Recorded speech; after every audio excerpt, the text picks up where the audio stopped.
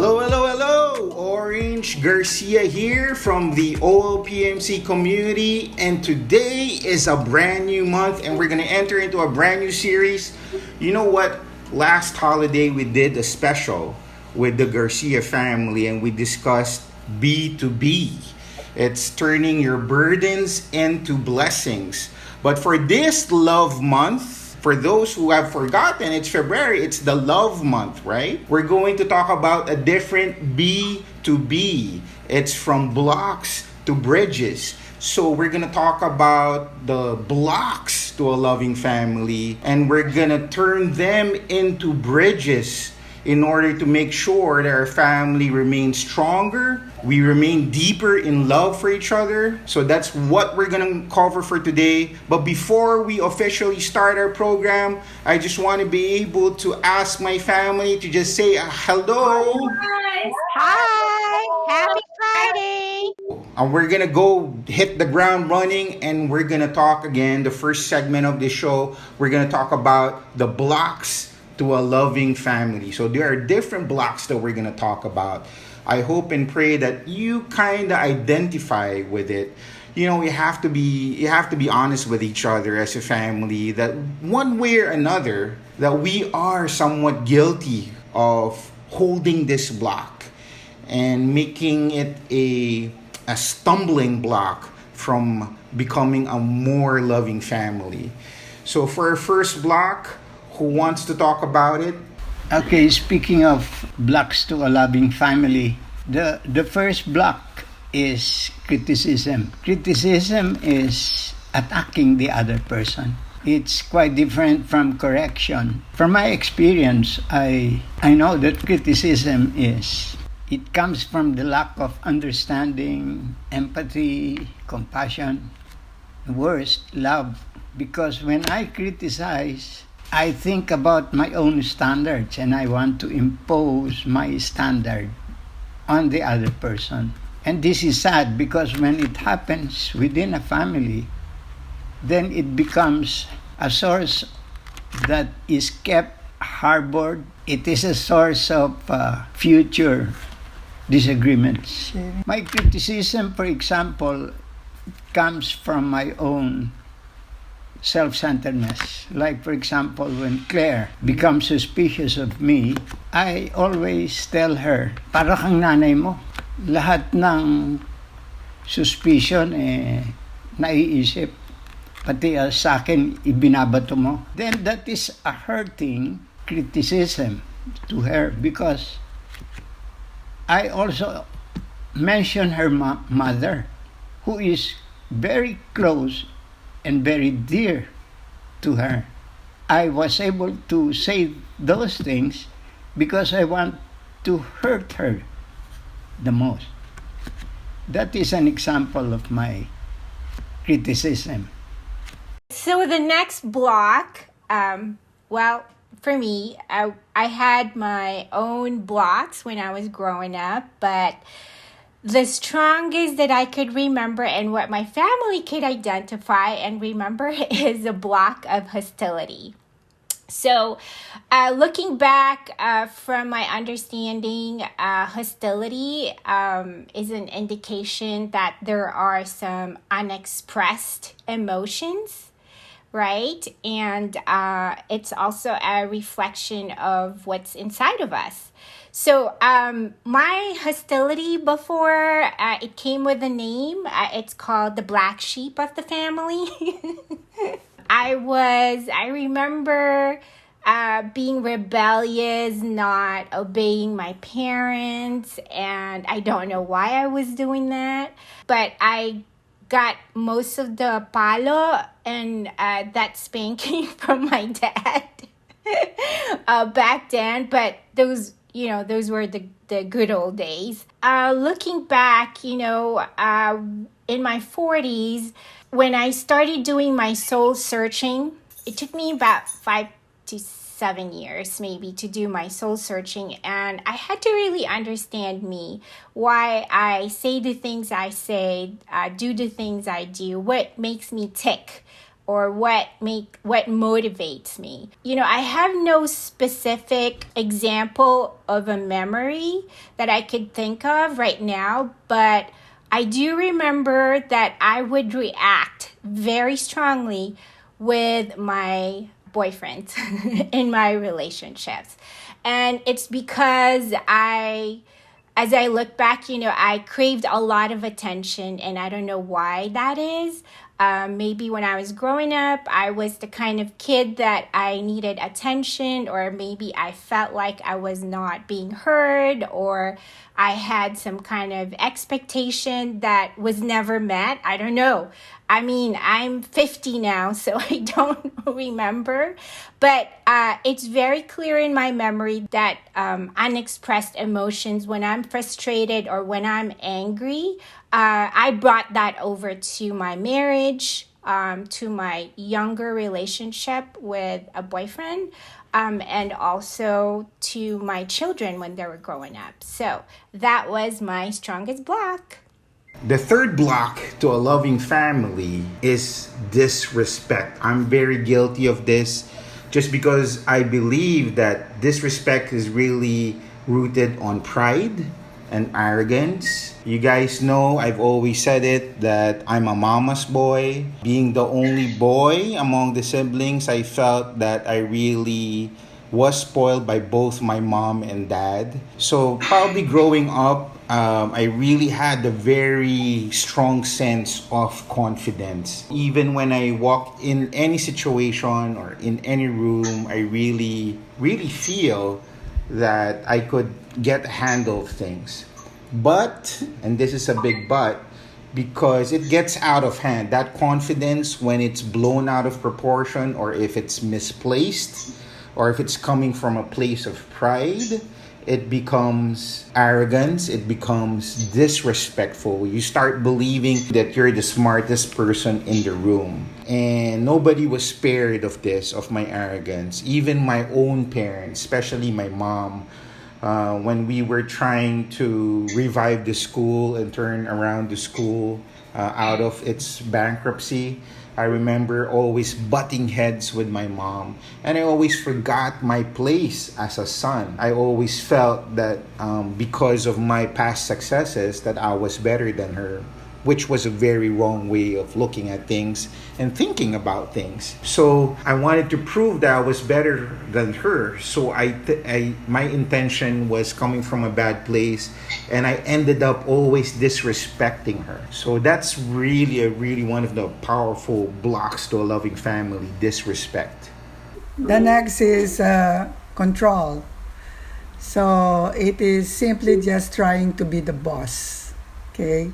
I think what I say and do is really the best option. And that made me sometimes suspicious of others, especially with with our children. Okay? Pag nagpapaalam, minsan may duda kung totoo yung paalam.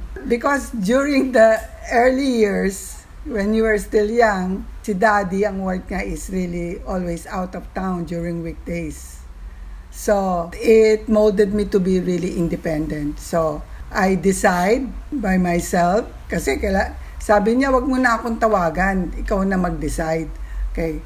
I do things, I say things, basta lahat ako na lang. So, that made me really very an independent person. And ang nangyari pa, when I organized our school, my staff, mga staff, tinawag akong boss. So, from then on, lahat ng tao, boss na yung tawag sa akin.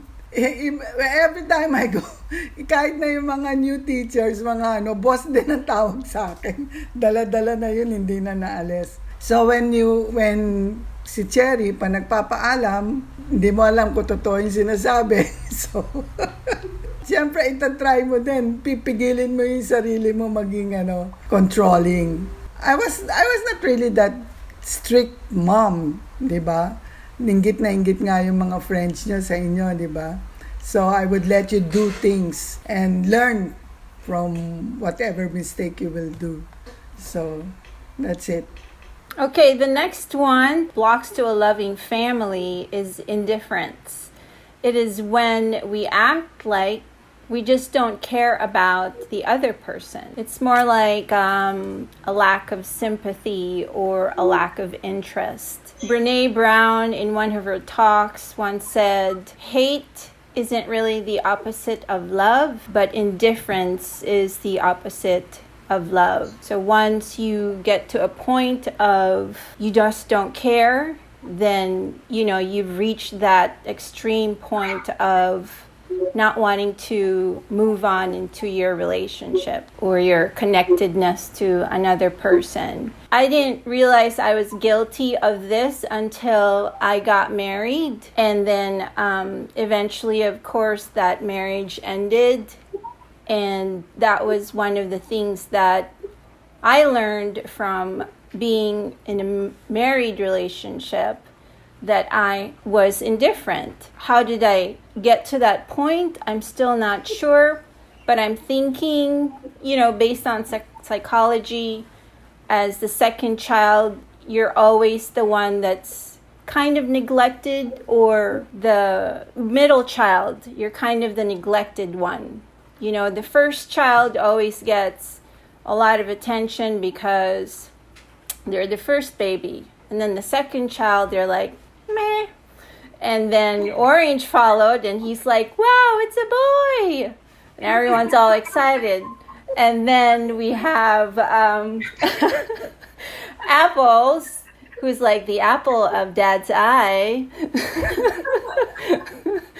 And, the bunso. I know what that means. Right? The bunso of the family. So perhaps I'm thinking that's where it was stemming from. I felt neglected, and so I was very much self-absorbed.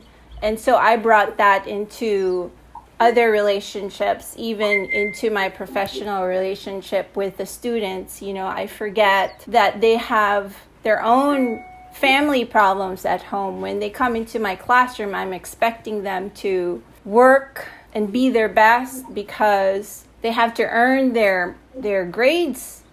But I continually forgot how much, every person has to deal with their own demons. And I don't know where these kids are coming from, what they experienced prior to them coming to school. They might have had a tantrum before they came to my classroom, or they had an argument with their parents, or they're not a morning person.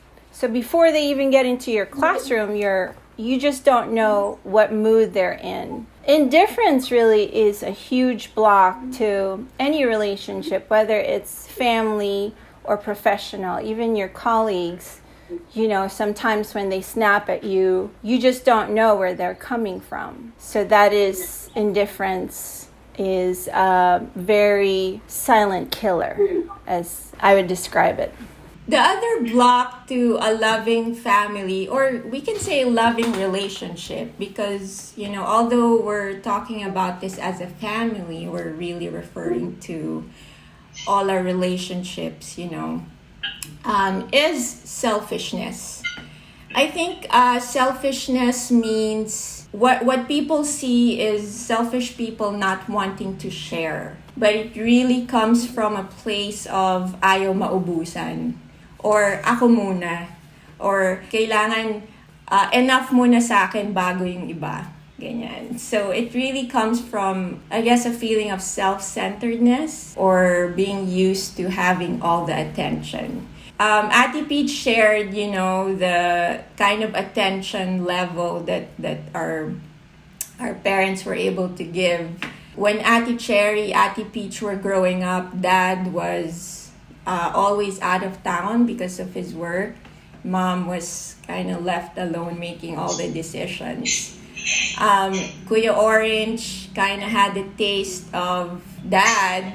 I think nag-shift na siya to a work over here, I guess. But me, when I was growing up, I really experienced the presence of Dad all the time. So, and I guess later on in life, that's when I understood that my siblings didn't really have that. So the attention of Mom and Dad for me when I was growing up was always there. They were present. So I really felt that. So parang for me, it was always I guess about me. You know, little things nakakatawa because even if lagi tong kinukwento, my brother and sisters always tell me this. Nakakatawa when we eat like when we eat chips and nag-share kami ng chips, right? And I would like hold the bottom of the bag and say wala na, or kunwari I would be sharing like this. Pero ang dami pa dun sa ilalim. So when they get the chips, they're gonna think there's none, but it's all for me, left for me. You would even spit on it so you don't share. She did? Yes. Takot maubusan. Takot maubusan ng kahit ano, ng atensyon, ng mga gamit and whatever. So, yeah, I guess that's one of the things. And it's funny because my youngest now, who is, Raph, whenever I see him do that, I get mad at him and I say, you shouldn't be selfish. You should share. And Kuya Orange would always tell me, ano ka? Ganyan na ganyan ka nung bata ka, no? Yeah, so selfishness, that's a block to a loving relationship. Pwede akong mag-add doon sa kasi yung example ko pala doon sa kasi yung parang suspicious ka nga, di ba? Like, tsaka you're in control. So, an example of that is when we were already in the renewal, sila Cherry, they attended the singles encounter, the youth encounter, and then the boyfriend of Cherry. We also brought the boyfriend of Cherry. So, he would join us in our prayer meetings. When we go to the prayer meetings, si Cherry would always go with us. But during that time when andyan na yung boyfriend niya, pag hindi sumasama yung boyfriend niya, he wouldn't come also. I was thinking that time na, kaya lang pala ito nagpe-prayer meeting dahil doon sa boyfriend niya. So, hindi naman dahil kay Lord. So, yun, that was before. Okay. Actually, oo nga, ganun nga. Apples, ganyan ka pala. Ngayon ko lang nalaman. Na swapang. Sana hindi kita sinuportahan.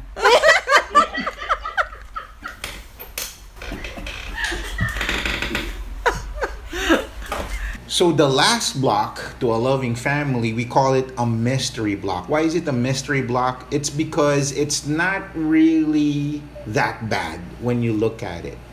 And this is the mystery block. It's called fairness. Fairness means wanting to be always or trying to figure out what's fair for me, or when you feel that someone is ahead in your family or you're getting shortchanged, you always say that's not fair. So that's a very, very powerful block to a loving family when you start making fairness as a standard, just because it will limit the love in your relationships among family members, right? Pag sinabi mong fairness, it is too subjective eh. Yeah. You only think of being fair per what you think is fair. You don't really understand, or you don't really feel what the other guy needs, the other person needs. What is good enough for that person. So when I say I'm being fair, that's me speaking. It is what I think is just right. So it becomes very subjective. Mm-hmm. I have to agree with that. It becomes very subjective because, again, there's no really right or wrong into it. It's not really bad as it is, because the sense of fairness is good in itself, right? It only becomes bad when you use it as a measure stick to be able to make sure you get more out of something, or when you feel you're shortchanged.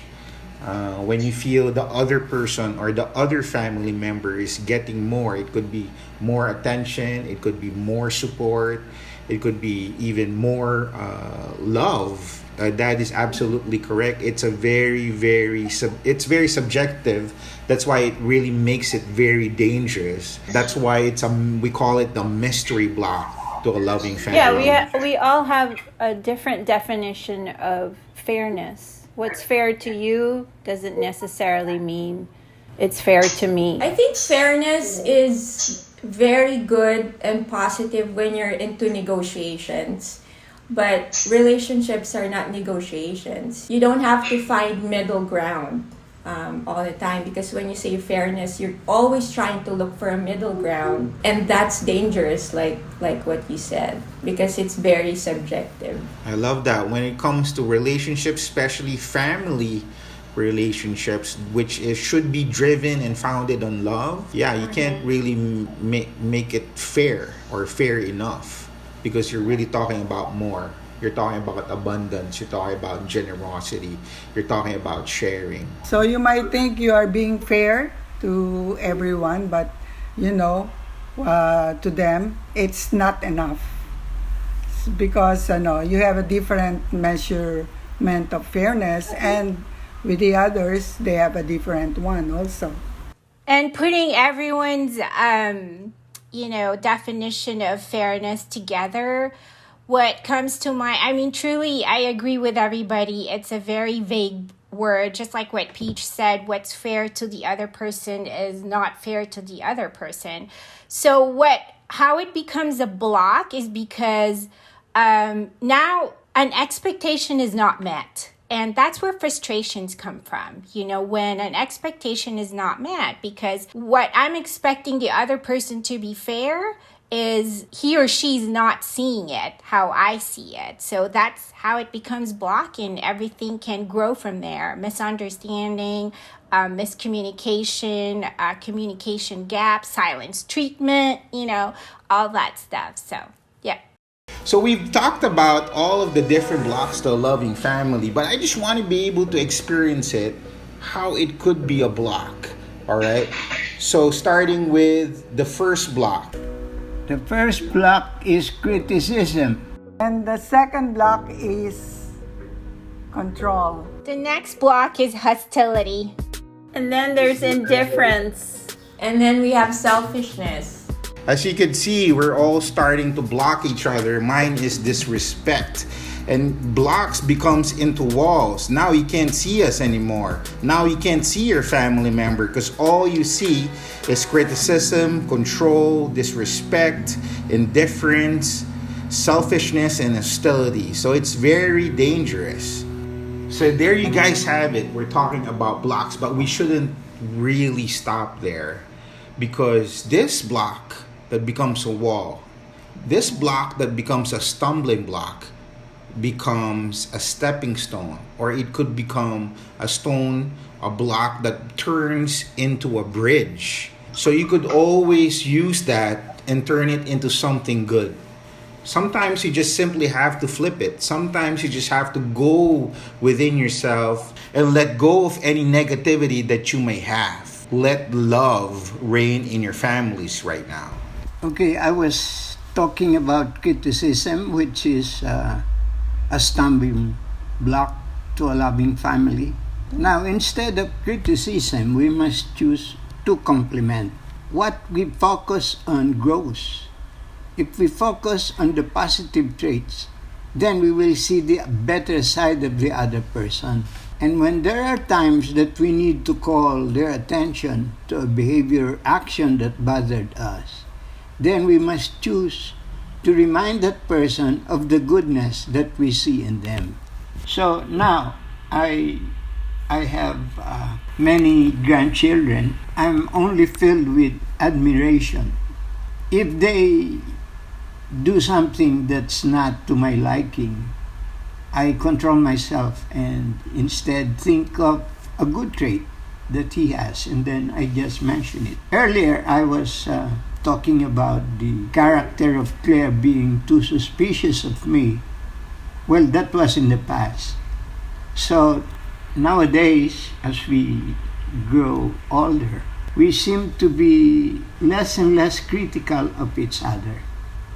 And I always think about the good traits about her being loving, thoughtful, being a matriarch of our business, and all these good traits, these positive things about her. Love then blooms out of these thoughts. And I begin to appreciate my whole family, most especially Claire. That's when criticism is set aside, and then compliment and most of all love sets in. I love hearing compliments from daddy. That's my love language, guys. Okay, so going back to my block of hostility, the way to bridge that is understanding. Easier said than done, right? Understanding. Well, I have a teaching moment here, so bear with me, guys, because I love conflict resolution. And so when we think of understanding, it's really sharing so much more of empathy, okay? And this is based on how I practice resolving issues in my marriage, any kind of communication issues. Personally and professionally, nothing intimidates me because I have come to understanding that everybody's just like me. Everybody has fears, insecurities. Everybody wants to be happy and experience joy and everything. So first of all, I had to, when I was doing my soul searching, I had to ask myself what my values are. Of course, a lot of them came from my parents, and I had to find out what's important to me and the people that God had put around my life, who they are to me, how valuable they are to me. And of course, problems happen, with communication because life happens, Things happen, so when I feel like resentment or bitterness is coming up or coming out of me, that's when I had to tune in and pay attention to those emotions. Where is it really coming from?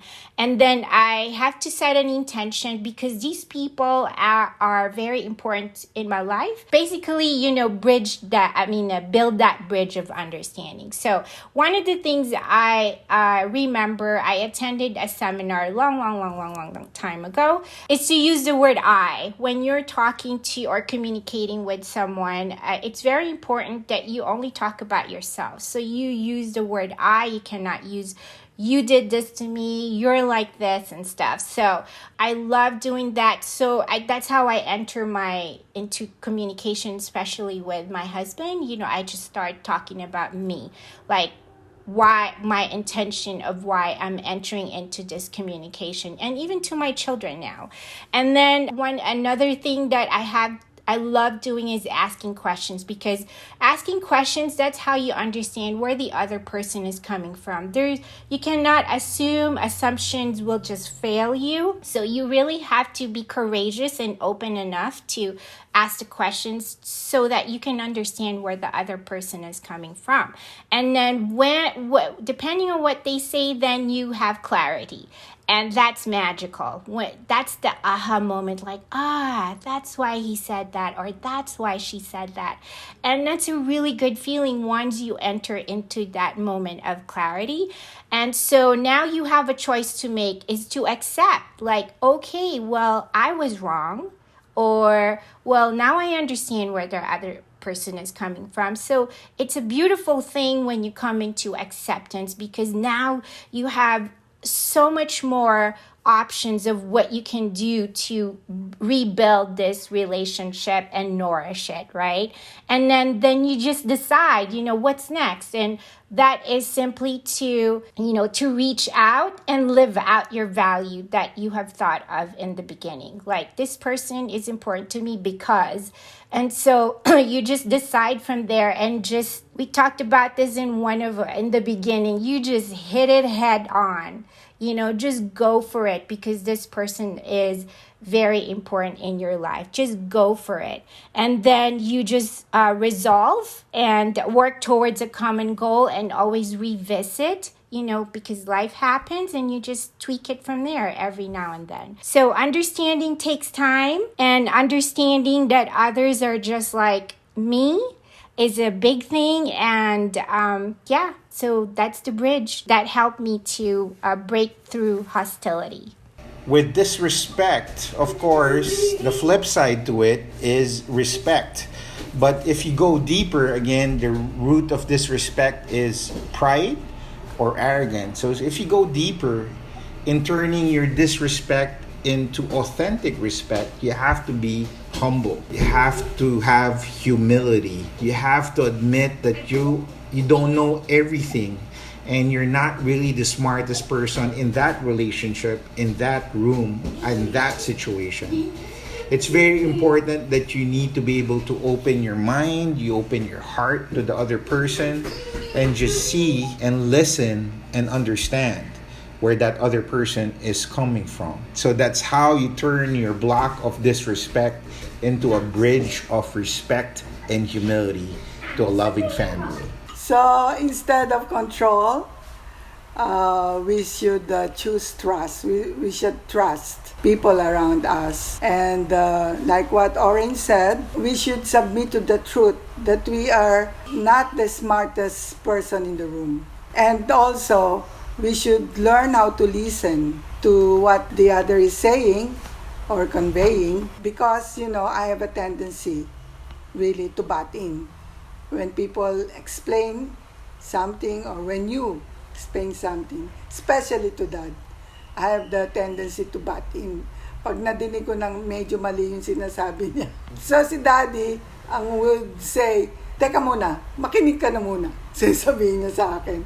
Well, anyways, so I always pray to God, help me to be a listener, not a talker. Okay? So, kaya ang ginagawa ko, I shut up my mouth. Nakikinig na lang muna ako sa kanya. Kasi every time I butt in, it will lead to fighting na.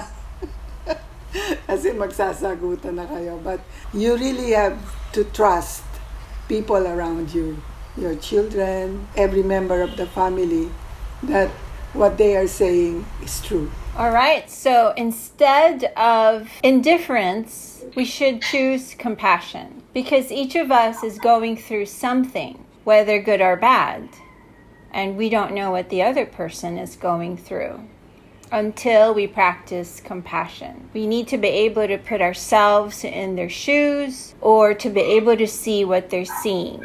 Have you ever experienced somebody suddenly snapping at you and then not realizing what the problem was? I think that's what they call projecting. When another person is going through something and they're projecting their problems at you, and if you're not aware of the situation and you're not really deep into a relationship with this other person, then you won't be able to understand where they're coming from. There was an instant, I think one of the best learning experiences of compassion for me was when Apples got pregnant with Nikki, and her bedroom was right across mine, and I had no clue whatsoever what she was going through. I was so self-absorbed. I was also busy trying to manage the household because Mom and Dad were kind of in a pause, some sort of a break from their relationship.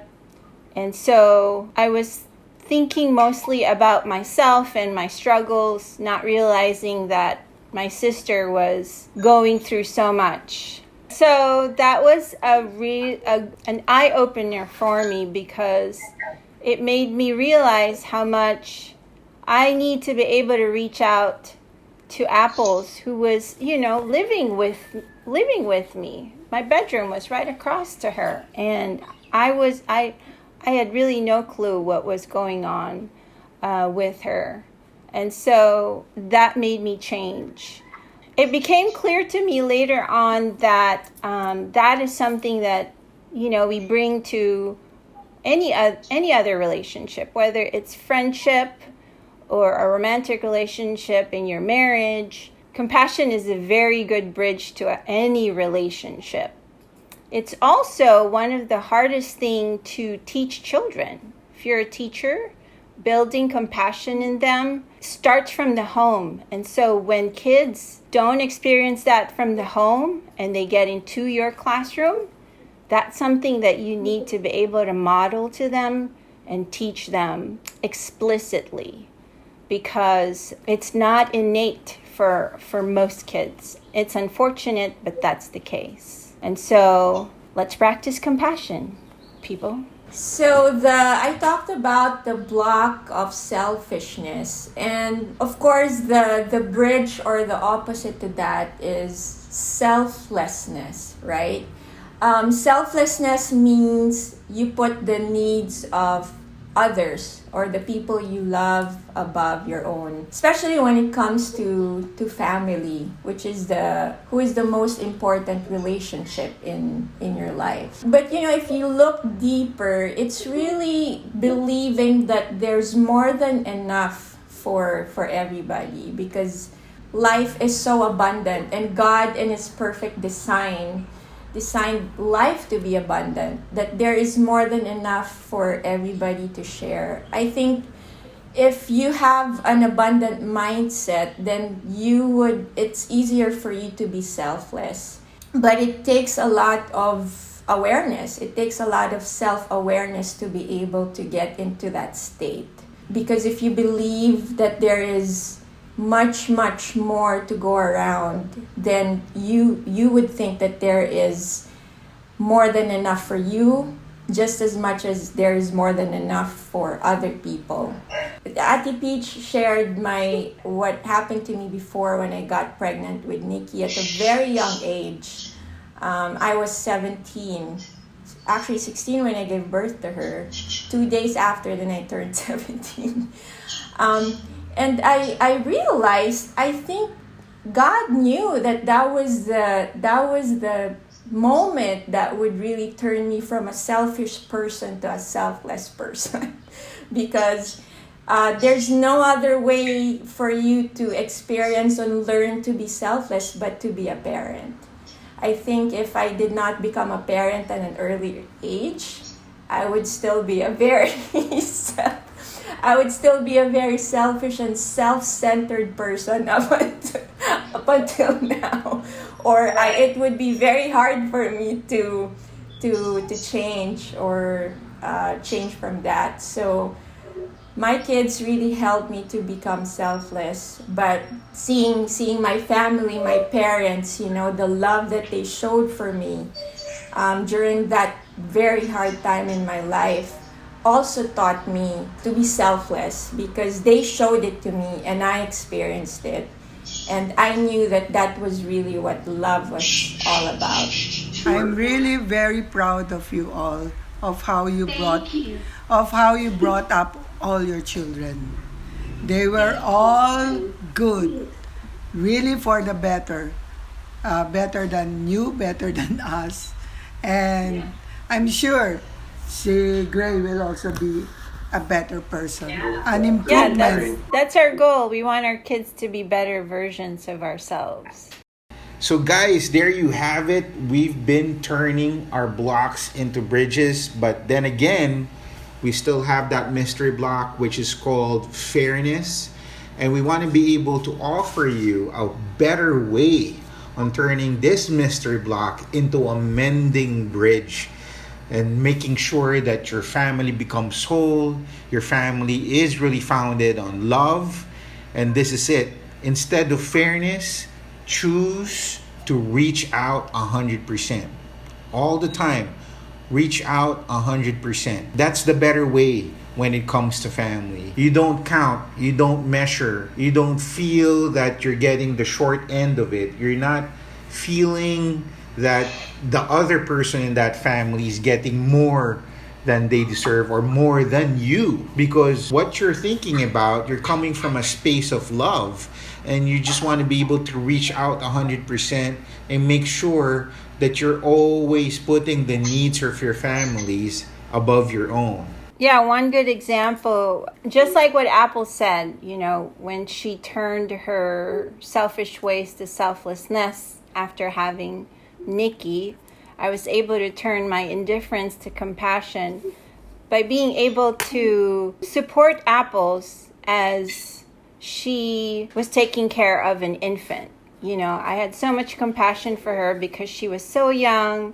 She needed to go to college, and so I just made a commitment to be able to take care of Nikki once I get off from work, and Apples would be going to school.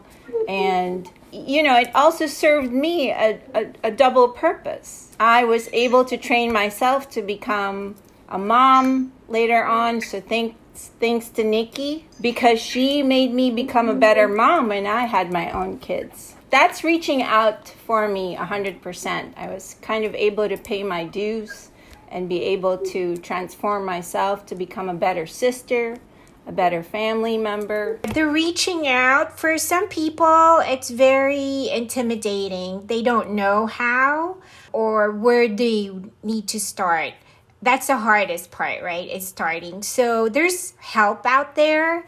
You know, maybe sometimes you need, you know, like therapy to process your emotions first. Where is it coming from? And if you don't know how to do that, maybe reach out to some kind of a program or some kind of a professional help. Or if you have a good friend that could mentor you, that would help. Or self-help books, those would help as well. So I think it was Tony Robbins when I heard this. They said that, you know, each and every relationship, the responsibility to make it better, to make it thrive, to make it more loving, to make it more caring, more connected, is always going to be on you. That's why reaching out 100% is really key. But I think it starts with awareness.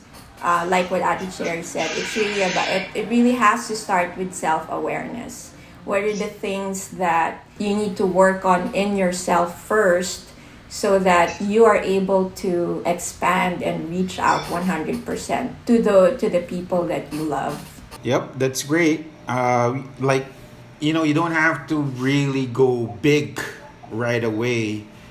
Or go all in. You could always just start small. Start with the little stuff. Maybe just sharing your time, right? When you share a meal with a family member, you just don't eat there and finish your food. You eat there and break bread. You eat there and share your day, your stories, anything good that happened to you, or any challenge that you've really come across. That's a form of reaching out 100%. Or it could be sharing your talent. I remember when I was younger, I was very creative. I was very passionate. I was quite gifted in terms of drawing. So I remember my Auntie Peach when I used to help her with her work in school, and she would need something, an illustration for her presentation or to her project, she would just ask me and I would just do it. Even if I was tired, or even if I felt that I was busy, or even if I didn't feel like it. One way of reaching out 100% is really sharing your talent. Of course, sometimes in the big things, sharing your treasure is such a big thing, right? We've all experienced that when a family member really needs help. It's in a bind, they're hard up, and they really need some financial help. So that's another way of sharing and reaching out 100% by sharing your treasure. That's really it, guys. That's the way to go in making sure that your family is really founded on love, turning your blocks into bridges. There you guys have it. We're turning blocks into bridges. I just want to be able to thank my family, the Garcia family, for joining us for today. Just a review on how we're turning our blocks into bridges. Maybe we could just show them on how to be able to build bridges. Instead of criticism, choose compliments. Instead of control, let us choose trust. Instead of disrespect, choose respect and humility. Instead of indifference, choose compassion. instead of hostility, choose understanding. Instead of selfishness, choose selflessness and an abundant mindset. So there you guys have it, turning blocks into bridges.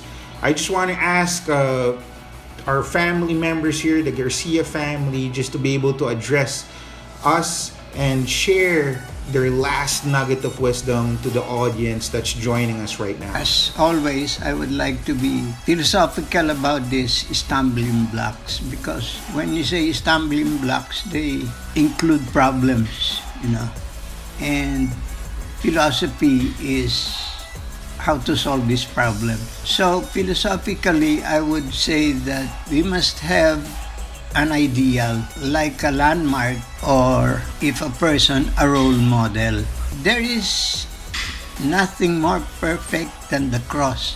When we look at the cross, it speaks about the unbounded, limitless, overflowing love. And I guess that is 100% reaching out. And I just want to say another way to reach out 100% is to know your loved one's love language. That way you're building each other's trust, you're filling their love tank, you're having agreements, common agreements, and that way your relationship grows. I love what Ati Peach said. I'm a super believer of 5 love languages. I think it's one of the things that you could do to reach out 100%. So we strongly suggest that you learn about it. There's a book by Gary Chapman. There's also a book of 5 love languages for kids, for your own children. Get to know your kids' love language. Exactly. My kids know that, and we talk about that. So it's very, very helpful. It's going to make your life easier. Yeah, there's a test they can do online actually. For me, my little closing is, I know in a lot of homes and some relationships between parents and children, there's probably a gap, and sometimes the children do not see what happened in the past, but we have to also understand that our own parents went through their own lives and how their upbringing, and they had their own lifestyle and challenges as well growing up. So we have to remember, like I said, everybody, you have to keep in mind, everybody is just like you, going through stuff and wanting to be happy at the end of the day. So thank you very much, guys. If you're still with us, thank you for spending your Fridays with us here at Fruitful Fridays at OLPMC. For those who are still with us right now, thank you very much. Please continue to subscribe if you haven't subscribed. Follow us in our Instagram account and our Facebook account. I just want to wish everybody a fruitful Friday and a fruitful weekend. So from our family to yours, we wish you everything. Goodbye from the Fruitful Fridays here at OLPMC. Bye. see you next Friday.